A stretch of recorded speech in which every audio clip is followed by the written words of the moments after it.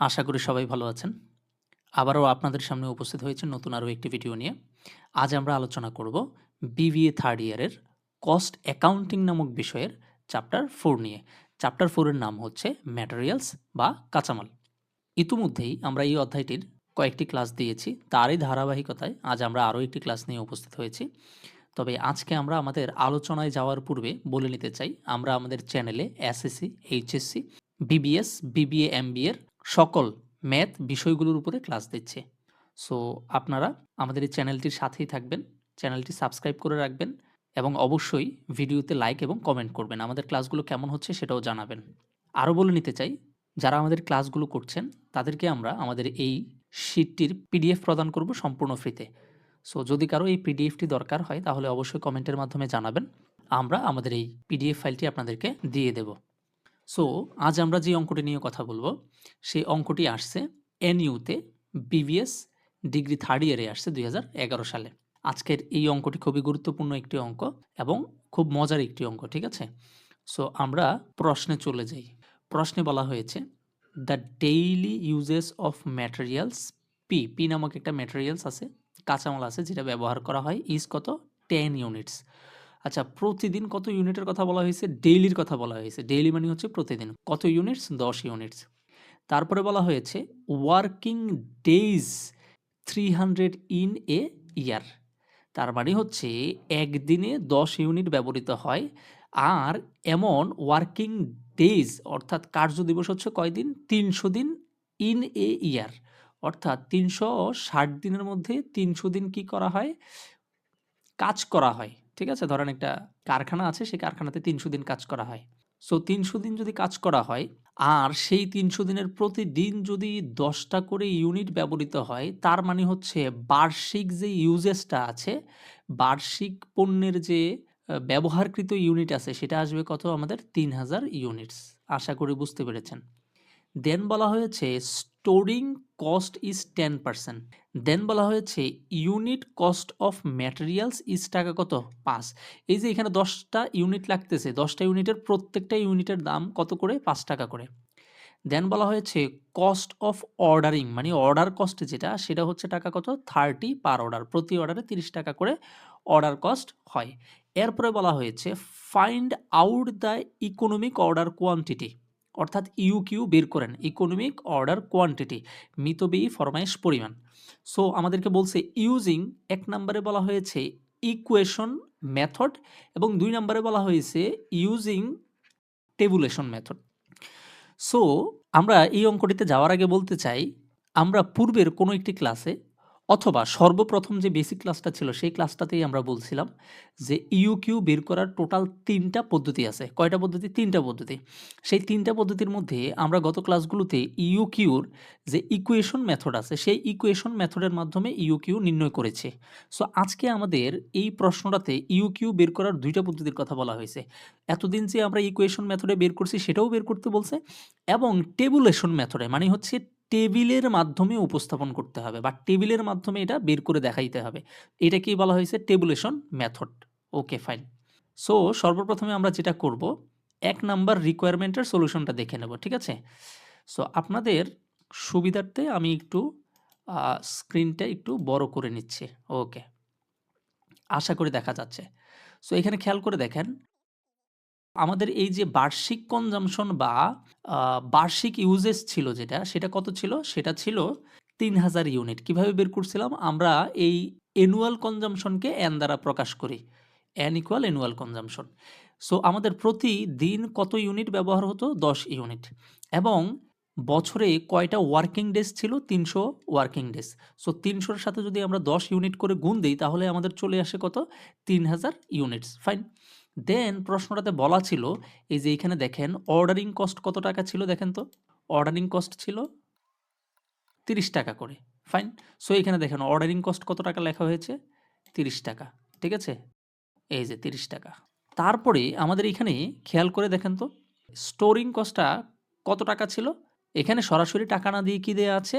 10% দেয়া আছে। কি পার্সেন্ট দেয়া আছে? 10%। আমরা পূর্বের ক্লাসগুলোতেই দেখেছিলাম এই এমন ধরনের যদি কোনো পার্সেন্ট দেয়া থাকে সাধারণত আমরা সেটা কার উপরে ধরবো? কস্ট অফ ম্যাটেরিয়ালসের উপরে, অর্থাৎ এখানে কস্ট অফ ম্যাটেরিয়ালস দেখেন কত, ৳৫ আছে। কত টাকা আছে? ৳৫।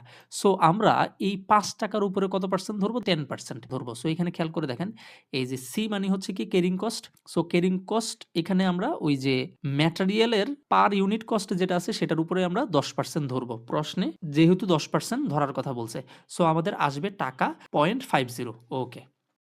এখন আমরা দেখতে পাচ্ছি যে ইকুয়েশন মেথডে, কি মেথডে? ইকুয়েশন মেথডে আমরা অঙ্ক করার জন্য যেই উপাদানগুলো দরকার ছিল, অর্থাৎ ৩ টা উপাদান দরকার ছিল, সেই ৩ টা উপাদান কিন্তু আমরা প্রশ্ন থেকে বের করে নিয়েছি, ঠিক আছে? সো আমরা যদি এখন আনসারটার দিকে তাকাই তাহলে দেখবেন এখানে লেখা আছে, দেখেন ক্যালকুলেশন অফ ইউ আন্ডার কি ইকুয়েশন মেথড। ফাইন। ওকে, সো হেয়ারটা এখানে আসবে। সো এখানে আমরা দেখতে পাচ্ছি সূত্রটা কি ছিল? ইউ কিউ ইকুয়াল কি ছিল? √2NO অথবা 2 ইন্টু এন ইন্টু ও এবং ডিভাইডেড বাই কি? সি। আমরা এও বলছি এন এর জায়গায় আমরা কি ব্যবহার করতে পারি? এও ব্যবহার করতে পারি। এই যে এ মানে হচ্ছে অ্যানুয়াল কনজাম্পশন। ফাইন। এখন আমরা এই এ বা এন এর মান কত পেয়েছি দেখেন? ৩০০০, আর এই ২ তো সূত্রের ছিল। ফাইন। এবং এখানে অর্ডারিং কস্টটা কত ছিল আমাদের? ৳৩০। আমরা ৳৩০ বসিয়েছি। আমাদের ক্যারিং কস্টটা কত ছিল? ক্যারিং কস্টটা ছিল 0.50, আমরা 0.50 নিচে বসিয়েছি। এগুলো লিখে যখন আমরা ক্যালকুলেশন করব আমাদের ইউ/কিউ চলে আসতেছে কত? ৬০০ ইউনিট। ফাইন। এই অঙ্কটা আমরা পূর্বের ক্লাসগুলোতে কয়েকবার করেছি। ঠিক আছে? সো আশা করি এটা নিয়ে কোনো সমস্যা নাই। পরবর্তীতে বলা হয়েছে টেবুলেশন মেথড, অর্থাৎ টেবিলের মাধ্যমে আমাদেরকে কি করতে হবে? উপস্থাপন করতে হবে। এই হচ্ছে দ্বিতীয় যে নিয়মটা আরকি, ইউ/কিউ বের করার যে ৩ টা নিয়ম ছিল সেই ৩ টা নিয়মের মধ্যে এটা হচ্ছে দ্বিতীয় নিয়মটা। ঠিক আছে? ওকে। সো আমরা এই রিকোয়ারমেন্ট ২ টা একটু দেখে নেব। একেবারেই সহজ। টেবিল দেখে ভয় পাওয়ার কোনো কারণ নাই। সো এখানে আমরা দেখতে পাচ্ছি টেবিলের উপরে লেখা হয়েছে ক্যালকুলেশন অফ ইউ/কিউ আন্ডার কি? টেবুলার মেথড বা টেবুলেশন মেথড। ফাইন। সো আপনি ১ম এ যেটা করবেন সেটা হচ্ছে টেবিলটা একটু দেখে নেন। টেবিলের মধ্যে কি ঘর করা হয়েছে। আপনি খেয়াল করে দেখেন এখানে অ্যানুয়াল ইউজেস দেওয়া হয়েছে, অর্ডার সাইজ দেওয়া হয়েছে, নাম্বার অফ অর্ডার দিতে হবে, এভারেজ ইনভেন্টরি আসবে, এভারেজ ইনভেন্টরির ভ্যালু আসবে, তারপরে হচ্ছে ক্যারিং কস্ট আসবে, তারপরে হচ্ছে অর্ডার কস্ট আসবে এবং হচ্ছে কি টোটাল কস্ট আসবে। আচ্ছা, এখানে carrying cost, order cost, total cost এগুলো কেন আসছে? এটার একটা কারণ আছে। কারণটা হচ্ছে কি খেয়াল করে দেখেন। আমরা বলছিলাম ইউ/কিউ মানে কাকে যেন বলে? ইউ/কিউর পূর্ণরূপ ছিল economic order quantity. So economic order কোয়ান্টিটির বাংলা হচ্ছে মিতব্যয়ী ফরমায়েশ পরিমাণ। এর মানে হচ্ছে যেই পরিমাণ একক অর্ডার করলে, আমার মোট ব্যয় সর্বনিম্ন হবে। মোট ব্যয়টা কি হবে? সর্বনিম্ন হবে। সেটাকেই আমরা কি বলবো? ইউ/কিউ বলবো। ঠিক আছে? ওকে, ফাইন। সো যেহেতু এখানে ব্যয়ের একটা সম্পৃক্ততা আছে, এখানে বলা হয়েছে যে মোট ব্যয় সর্বনিম্ন হবে, সেটাকেই আমরা কি বলবো? ইও/কিউ বলবো। কি বলবো? ইও/কিউ, অর্থাৎ ইকোনমিক অর্ডার কোয়ান্টিটি। অর্থাৎ এমন একটা পরিমাণ যেই পরিমাণ অর্ডার করলে সেটার মোট ব্যয়টা কি হবে? সর্বনিম্ন হবে। ফাইন।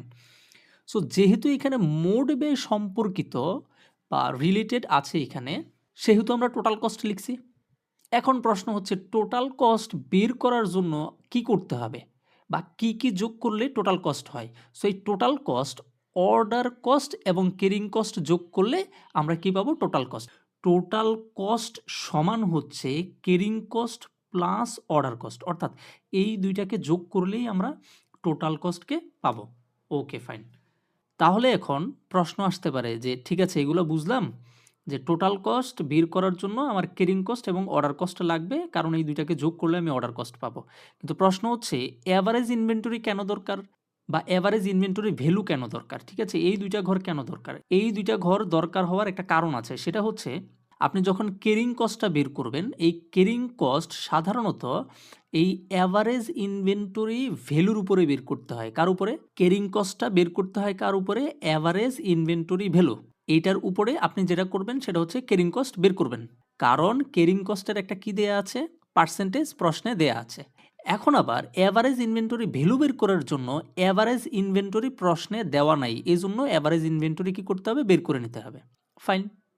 এখন তাহলে আপনি প্রশ্ন করবেন নং অফ অর্ডার বা নাম্বার অফ অর্ডার কেন দরকার? তার কারণ হচ্ছে খেয়াল করে দেখেন, এখানে আপনি অর্ডার কস্ট বের করবেন। কি কস্ট বের করবেন? Order cost. So order cost বের করার জন্য আপনাকে অবশ্যই নাম্বার অফ অর্ডার জানতে হবে। নাম্বার অফ অর্ডার না জানলে আপনি এই অর্ডার কস্টটাকে কি করতে পারবেন না? বের করতে পারবেন না।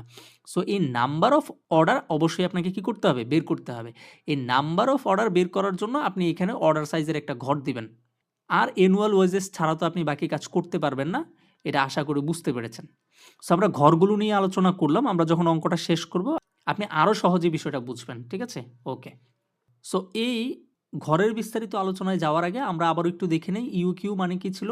ইকোনমিক অর্ডার কোয়ান্টিটি ছিল, অর্থাৎ মিতব্যয়ী ফরমায়েশ পরিমাণ। এর মানে হচ্ছে এটা পণ্যের এমন একটা পরিমাণ বা একক, যেই পরিমাণ বা এককে পণ্য অর্ডার করলে আমার মোট ব্যয়টা কী হবে? সর্বনিম্ন হবে। এর মানে হচ্ছে আমার এখানে একটা একক বের করতে হবে। এই আনসারটার একটা কি বেরোবে? একক বেরো হবে। অর্থাৎ প্রতিবারে যে আমি অর্ডার করব, সেটা কয়টা ইউনিট বা কয়টা একক করে অর্ডার করব। সো কয়টা একক করে অর্ডার করব সেটা কিন্তু টোটাল কস্টের উপর নির্ভর করবে। যেটার টোটাল কস্ট কম সেটাই আমরা কি করব? অর্ডার করব। ওকে। সো আমরা যেটা করব সেটা হচ্ছে অ্যানুয়াল ওয়েজেস প্রত্যেকটার জন্যই আমাদের কত থাকবে? ৩,০০০ থাকবে। ঠিক আছে? এটা নিয়ে কোনো সমস্যা নেই। এখন দ্বিতীয় যে ঘর আছে সেটা কি? সেটা হচ্ছে অর্ডার সাইজ। অর্ডার সাইজ মানে হচ্ছে আমরা কল্পনা করতেছি। আমরা তো জানি না ইউ কিউটা কত হবে, আমরা জানি না। এটাই আমরা বের করব। সো এটাই যেহেতু আমরা বের করব, সেহেতু আমরা অনুমান করে, করে চেষ্টা করব যে কোন এককে আমার মোট ব্যয়টা সর্বনিম্ন হয় এবং সেটাই আমার কি হবে? ইউকিউ হবে। এটা আমরা অনুমান করে, করে বের করব। অনুমানটা কেমন? খেয়াল করে দেখেন। প্রশ্নে বলা হয়েছে যে আমাদের প্রতি বছরে ৩,০০০ একক করে কাঁচামাল ব্যবহার হয়। সো আমরা চিন্তা করতেছি যে একবারেই পুরাটা অর্ডার নিয়ে আসবো। অর্থাৎ আমি ৩,০০০ একক অর্ডার করে দেব। সো ৩,০০০ একক অর্ডার করলে ৩,০০০ একক আসতে মাত্র কয়টা অর্ডার লাগবে? একটা অর্ডার। এজন্য এখানে ১। তার মানে এই ২ টা ঘর একটা আরেকটার সাথে কি? ওতপ্রোতভাবে জড়িত। ফাইন। এরপরে আমরা চিন্তা করলাম না, এই অপশনটা আমরা ফলো করব না। আমরা কি করব? ৩,০০০ এককের মধ্যে প্রতিবারে ১,৫০০ একক করে অর্ডার করব। কয় হাজার একক? ১,৫০০ একক। সো ১,৫০০ একক যদি অর্ডার করি, ৩,০০০ একক আমাদের কাছে আসতে কয়টা অর্ডার দিতে হবে? ২ টা অর্ডার। ফাইন। আমরা আবারও চিন্তা করলাম, উপরের ২ টা বাদ। এখন চিন্তা করলাম যে প্রতি অর্ডারে আমরা ১,০০০ একক করে অর্ডার করব। অর্থাৎ আজকে আমরা ১,০০০ টা প্রোডাক্ট অর্ডার করব। আরও কিছুদিন পরে ১,০০০ টা, আরও কিছুদিন পরে ১,০০০ টা। সো এভাবে যদি আমরা অর্ডার করে আনি তাহলে কয়টা অর্ডার লাগবে? ৩ টা অর্ডার। এই হচ্ছে ৩ টা অর্ডার। ঠিক আছে? আমরা এবার চিন্তা করলাম না, ১,০০০ টা করে অর্ডার দেব না। আমরা অর্ডার দেব কয়টা? ৭৫০ টা করে প্রতিবারে অর্ডার দেব। তো ৭৫০ টা করে যদি প্রতিবারও অর্ডার দেই তাহলে এই ৩,০০০ একক আমাদের আসতে কতবার অর্ডার করতে হবে? ৪ বার। আবার চিন্তা করলাম না, ৬০০ করে অর্ডার দেব। কত করে? ৬০০ করে। সো ৬০০ করে যে অর্ডার দেব, প্রতি অর্ডার ৬০০ করে দিলে ৩,০০০ একক আসতে আমাদের কয়বার অর্ডার করতে হবে? ৫ বার। আবার চিন্তা করলাম না, আমরা কি করব? ৫০০ করে অর্ডার করব প্রতিবারে। সো ৫০০ করে যদি প্রতিবারে অর্ডার করি তাহলে ৩,০০০ একক আসতে আমাদের কাছে কয়বার অর্ডার করতে হবে? আমাদের অর্ডার করতে হবে ৬ বার।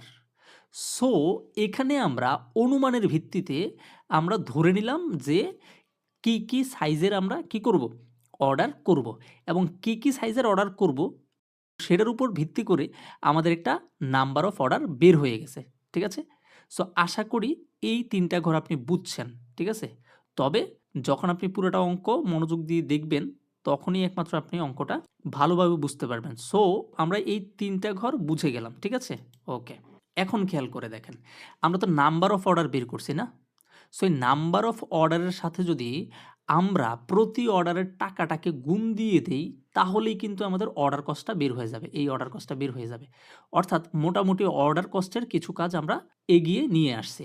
এখন আমাদেরকে যেটা করতে হবে, ক্যারিং কস্টের কিছু কাজ করতে হবে। একটু আগে বলছিলাম ক্যারিং কস্ট বের করতে হয় এভারেজ ইনভেন্টরি ভ্যালুর উপরে। আবার এভারেজ ইনভেন্টরি ভ্যালু বের করার জন্য, ভ্যালু মানে হচ্ছে ওই এভারেজ ইনভেন্টরির দাম কত। এখন দাম বের করার আগে আমাদেরকে জানতে হবে এভারেজ ইনভেন্টরিটা কত। বিষয়টা তো তাই? ফাইন। এই ঘরের কাজটা একবারে সহজ। এই ঘরের কাজটা আপনি কি করবেন? এই যে ২ নাম্বার ঘরে আমরা অর্ডার সাইজ পাচ্ছি, এই অর্ডার সাইজকে আমরা ২ দ্বারা ভাগ করব। কত দ্বারা ভাগ করব? ২ দ্বারা। এখানে দেখেন ৩০০০ একক ছিল প্রথম ঘরে। ৩০০০ একককে আমরা ২ দ্বারা ভাগ করব। ভাগ করলে আমাদের কত চলে আসে? ১৫০০। এরপরের ঘরে ১৫০০ আছে। আমরা ২ দিয়ে ভাগ করলে কত একক পাবো? ৭৫০ একক পেয়ে যাব। পরের ঘরে ১০০০ একক ছিল অর্ডার সাইজের ঘরে। আমরা এই অর্ডার সাইজকে যদি ২ দ্বারা ভাগ দেই আমাদের এভারেজ ইনভেন্টরি চলে আসবে কত? ৫০০। আমরা যদি ৭৫০ কে ২ দ্বারা ভাগ দেই আমাদের এভারেজ ইনভেন্টরি চলে আসবে ৩৭৫। আমাদের অর্ডার সাইজ যে ৬০০ ইউনিট আছে সেটাকে যদি আমরা ২ দিয়ে ভাগ দেই তাহলে আমাদের চলে আসবে ৩০০ ইউনিট। আবার অর্ডার সাইজ ৫০০ কে যদি আমরা ২ দিয়ে ভাগ দেই তাহলে আমাদের চলে আসবে ২৫০। ফাইন। এখন খেয়াল করে দেখেন তো আমাদের যে কাঁচামালের মূল্য ছিল সেই কাঁচামালের মূল্য প্রতিটা ইউনিটের মূল্য কত ছিল? প্রতিটা ইউনিটের প্রাইস ৫ টাকা ছিল। প্রশ্নটা যদি আপনি আবারও পড়েন বা আবারও দেখেন তাহলে বুঝবেন যে এখানে প্রশ্নে ৫ টাকা করে দেয়া ছিল। আমরা পূর্বেই এটা নিয়ে কথা বলছিলাম। ঠিক আছে? ৫ টাকা করে দেয়া ছিল। সো আমরা এখন কি করব? এই যে এভারেজ ইনভেন্টরির ঘরে এককগুলো পেয়েছি সেগুলোর সাথে যদি আমরা ৫ টাকা করে গুণ করে দেই তাহলে আমরা এভারেজ ইনভেন্টরি ভ্যালুটা পেয়ে যাব।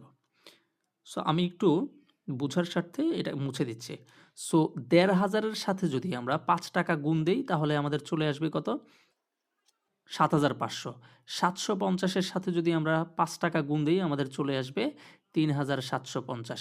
৫০০ এর সাথে যদি ৫ টাকা গুণ দেই চলে আসবে ২৫০০। ৩৭৫ এর সাথে যদি ৫ টাকা গুণ দেই ১৮৭৫ চলে আসবে। ৩০০ এককের সাথে বা ইউনিটের সাথে যদি আমরা ৫ টাকা গুণ দেই তাহলে ১৫০০ টাকা এবং ২৫০ ইউনিটের সাথে যদি ৫ টাকা গুণ দেই তাহলে আমাদের চলে আসবে ১২৫০ টাকা। সো আমরা এভারেজ ইনভেন্টরি এবং এভারেজ ইনভেন্টরি ভ্যালুটা পেয়ে গেলাম। এবার যখন আমরা এভারেজ ইনভেন্টরি ভ্যালুটা পেলাম, এই ভ্যালুটার উপরে আমাদের প্রশ্নে প্রদত্ত ছিল কত পার্সেন্ট? ১০%। সো এই এভারেজ ইনভেন্টরি ভ্যালুর সাথেই আমরা যখন ১০% গুণ দেব, তখন আমাদের ক্যারিং কস্টটা কি হয়ে যাবে? বের হয়ে যাবে। সো আমরা যদি ক্যারিং কস্ট বের করতে চাই, তাহলে এই ৭৫০০ র ১০% হয় কত? ৭৫০। ৩৭৫০ এর ১০% হয় ৩৭৫। ২৫০০ র ১০% হয় ২৫০। ১৮৭৫ এর ১০% হয় ১৮৮। ১৫০০ র ১০% হয় ১৫০। ১২৫০ এর ১০% হয় কত? ১২৫। তার মানে এখানে আমরা যে টোটাল কস্টটা বের করব সেই টোটাল কস্টের একটা কস্ট অর্থাৎ ক্যারিং কস্টটা আমরা কি করে ফেলেছি? বের করে ফেলেছি। ফাইন। সো ক্যারিং কস্টগুলো যখন আমরা বের করে ফেলেছি এখন আর আমাদের বাকি আছে কি? অর্ডার কস্টের টাকাটা বের করা। আর আমরা পূর্বেই অর্ডার কস্টের মোটামুটি অর্ধেক কাজ শেষ করে রেখেছি। এখন যেটা করব আমরা এই নাম্বার অফ অর্ডারের ঘরে যে সংখ্যাগুলো পেয়েছি সেগুলোর সাথে আমরা ৩০ টাকা করে কি করব? গুণ করে দেব। আমরা একটু মুছে নিচ্ছি। খেয়াল করে দেখেন প্রথমটা হচ্ছে নাম্বার অফ অর্ডারে কত? একটা ছিল, হ্যাঁ? একটা অর্ডার। সো একটা অর্ডারের সাথে যদি ৩০ টাকা গুণ করি তাহলে আমাদের চলে আসে ৩০ টাকা। ২ টা অর্ডার করব। প্রতি অর্ডারে ৩০ টাকা করে খরচ হলে কত হয়? ৬০ টাকা। আবার ৩ টা অর্ডার যদি করি ৩০ টাকা করে খরচ আসবে কত টাকা? খরচ ৯০ টাকা। ঠিক আছে? তারপরে ৪ টা অর্ডারের জন্য ৩০ টাকা করে খরচ হলে ১২০ টাকা চলে আসবে। অর্থাৎ ৪ এর সাথে ৩০ গুণ দিলে ১২০। ৫ টা যখন অর্ডার করব অথবা ৫ বার যখন অর্ডার করব প্রতি অর্ডারে ৩০ টাকা করে আমাদের খরচ আসবে কত? ১৫০ টাকা। ৩ ৫ ১৫, ১৫০ টাকা। ৬ টা অর্ডার যদি আমরা করি অর্থাৎ ৩০০০ একক আনার জন্য যদি আমরা ৬ বার অর্ডার করি ৫০০ একক করে, তখন প্রতি অর্ডারে ৩০ টাকা করে যদি খরচ হয় ৬ টা অর্ডারের জন্য খরচ হবে ১৮০ টাকা। তার মানে হচ্ছে ক্যারিং কস্টের সাথে আমরা অর্ডারিং কস্ট বা অর্ডার কস্টটাও পেয়ে ফেলছি। এখন ক্যারিং কস্ট আর অর্ডারিং কস্টটাকে আমরা কি করে দেব? যোগ করে দেব।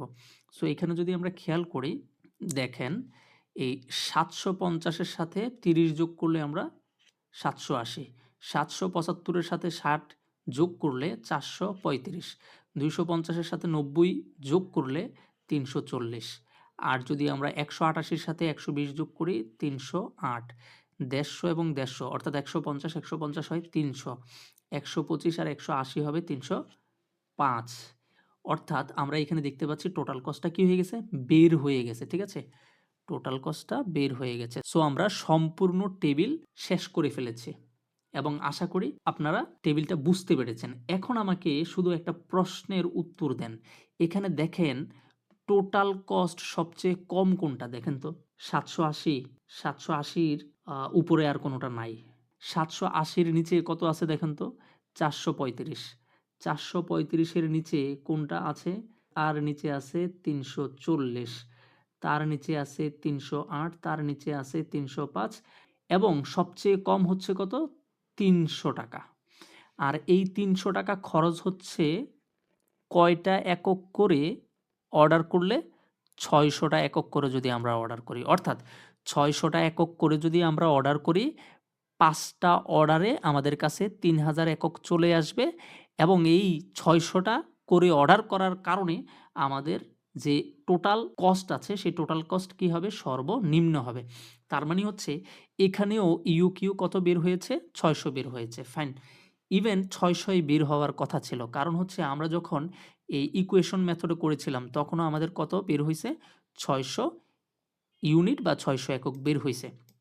সো আপনারা যেটা করবেন সেটা হচ্ছে যদি কখনো টেবুলেশন পদ্ধতিতে ইউকিউ বের করতে বলে তখন আপনি যেটা করবেন ইকুয়েশন মেথডে আগে বের করে আনসারটা দেখে নেবেন। এটার কারণ কি? এটার কারণ হচ্ছে এটার একটা লাভ আছে।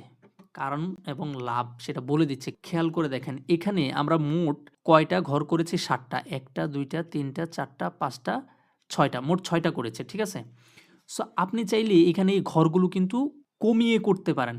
ঠিক আছে? এমনও তো হইতে পারত যে আপনি যখন ৪০০ টা করে অর্ডার করবেন তখন দেখা যাবে আপনার ব্যয়টা সর্বনিম্ন হবে। কিন্তু আপনি তো ৪০০ এখানে করেনই নাই। অর্ডার সাইজ ৪০০ করে আপনি কোনো ঘর করেন নাই।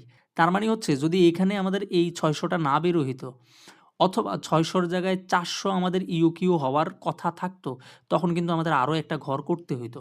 এখন প্রশ্ন হচ্ছে আমরা কিভাবে বুঝবো কয়টা ঘর করলে বা কোন সাইজ নিলে আমাদের এর মধ্যেই আনসারটা থাকবে সেটা তো আমরা জানি না। এজন্যই আপনি যেটা করবেন টেবুলার ছকে করার জন্য বা টেবুলেশন মেথডে করার আগে আপনি যেটা করবেন ইকুয়েশন মেথডে সূত্রটা ব্যবহার করে অঙ্কটা করে ফেলবেন। তখন দেখবেন সেখানে কত ৬০০ ইউনিট বা ৪০০ ইউনিট যাই বের হয়, এটাকে মাথায় রেখে আপনি এর আগে ২ টা ঘর করবেন, এর পরে ২ টা ঘর করবেন। খেয়াল করে দেখেন। আমরা যদি এমনটা করতাম, এই অঙ্কটার ক্ষেত্রেই আমরা যদি এমন করতাম যে এই ৬০০ টা এককের উপরে মাত্র ২ টা করতাম এবং নিচে মাত্র কয়টা করতাম? ২ টা করতাম। তাহলেও কিন্তু হবে। তার কারণ হচ্ছে আমাদের তো শুধু আনসারটা বের করা দরকার। আমাদের টেবুলেশন মেথডে করতে বললেও আমরা চাইলে এখানে একটা ট্রিক্স খাটাতে পারি। আর সেটা হচ্ছে এই ৬০০ এককের আগের ২ টা ঘর এবং পরের ২ টা ঘর যদি আমরা করি তাহলে ৫ টা ঘরের মধ্যেই আমাদের অঙ্কটা শেষ হয়ে যাবে। কারণ পরীক্ষার হলে আমাদের কাছে এত সময় থাকবে না যে আমরা ৮ টা বা ৯ টা ঘর করে দেখাবো। এমন সময় আমাদের হাতে নাই। সো আমরা যেটা করব, আমরা এই টেবুলার মেথডে করার আগে যদি প্রশ্নে ইকুয়েশন মেথডে করতে নাও বলে, তথাপিও আমরা এই সূত্রটা ব্যবহার করে মানি এই উপরে যখন আমরা অঙ্কটা করছিলাম, এই পদ্ধতিতে যদি পরীক্ষায় নাও আসে, খাতার কোনো এক জায়গায় রাফ করে আপনার যে ৬০০ ইউনিট বের হয় সেটা বের করে নিবেন। দেন আপনি যেটা করবেন সেটা হচ্ছে এই ৬০০ টা যেহেতু আমাদের আনসার হবে, সেহেতু এই ৬০০ কে মাথায় রেখে তার পূর্বে ২ টা ঘর করবেন যেকোনো ২ টা। এখানে আপনি ১৫০০ নিতে পারেন, ৭৫০ নিতে পারেন বা ১০০০ নিতে পারেন। অর্থাৎ ৬০০ র আগে কয়টা? ২ টা এবং ৬০০ র পরে আপনি আরও ২ টা নিলেন। ৫০০ নিলেন, ৪০০ বা ৩০০ এককের একটা নিলেন। নেওয়া যায়। ঠিক আছে? কারণ পরীক্ষার হলে এত সময় আপনার থাকবে না। আর যখন আপনি দেখে নেবেন যে আনসারটা ৬০০ ই হবে তখন আপনার অঙ্কটা করতে সুবিধা হবে এবং আপনি কনফিডেন্স পাবেন। ঠিক আছে? সো এখানেও আমরা দেখতে পাচ্ছি যে total cost of ৬০০ unit is কি মিনিমাম। মানে ৬০০ ইউনিট করে যদি আমরা অর্ডার করি তাহলে আমাদের যে টোটাল কস্ট আছে সেটা কি হবে? সেটা সর্বনিম্ন হবে। আর আমরা তো বলছি যেই পরিমাণ একক অর্ডার করলে ব্যয় সর্বনিম্ন হয় সেই পরিমাণ একককেই আমরা কি বলবো? ইউকিউ বলবো। ইভেন আপনি যেই মেথডেই করেন না কেন ইউকিউ কিন্তু একই রকম বের হবে। যদি একরকম বের না হয় তার মানে হচ্ছে অঙ্ক ভুল। সো আশা করি বুঝতে পেরেছেন। আমরা চেষ্টা করেছি বা আমরা চেষ্টা করছি প্রত্যেকটা ক্লাস খুবই ভালোভাবে বোঝানোর জন্য। আমরা আমাদের চেষ্টার কমতি রাখছি না, ঠিক আছে? তারপর যদি আপনাদের বুঝতে সমস্যা হয় অবশ্যই কমেন্টের মাধ্যমে জানাবেন। আর যদি ভিডিওগুলো আপনাদের উপকারে আসে অবশ্যই লাইক, কমেন্ট এবং শেয়ার করবেন, ঠিক আছে? এবং বন্ধুদেরকে মেনশন করবেন। সো আজকের এই ক্লাসটা কিন্তু খুবই গুরুত্বপূর্ণ, ঠিক আছে? এটা কিন্তু পরীক্ষায় আসে। এই নিয়মের অঙ্কটা পরীক্ষায় আসে। এটা খুব গুরুত্বপূর্ণ একটা অঙ্ক। Very, very important. সো অবশ্যই এটা করে নিবেন, ঠিক আছে? সো আজ এই পর্যন্তই। অন্য কোনো ক্লাসে আবারও দেখা হচ্ছে। ততক্ষণ পর্যন্ত সবাই ভালো থাকেন, সুস্থ থাকেন। ধন্যবাদ।